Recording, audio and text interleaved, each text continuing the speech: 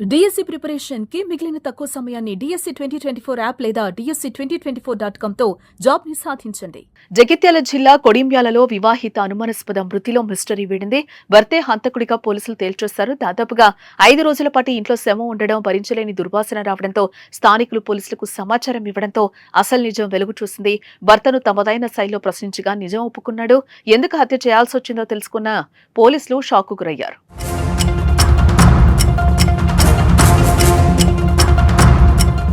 జగిత్యాల జిల్లా కొడిమ్యాలకు చెందిన అవుదుర్తి మహేందర్ కు 20 ఏళ్ల క్రితం మమతతో వివాహం జరిగింది. అయితే కొన్నాళ్ల పాటు సంసారం బాగానే సాగినా గత కొన్ని రోజుల నుంచి కుటుంబంలో ఆస్తుల విషయంలో తగాదాలు జరుగుతున్నాయి. దీంతో భర్త మహేందర్ అత్తామామలు లక్ష్మణ్, వజ్రవ్వ, మరుదులు అనిల్, వెంకటేశం కట్నం తీసుకురాలేదని, పిల్లలు కాలేదని మమతను మానసికంగా వేధించేవారు.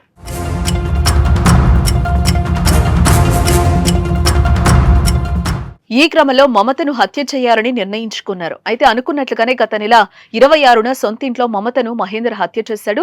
డెడ్ బాడీని ఇంట్లోనే పెట్టుంచాడు. అయితే ఎవరికైనా అనుమానం వస్తుందని ఉరివేసి ఇంట్లోని దూలానికి ఉరివేసుకున్నట్లుగా చిత్రీకరించాడు.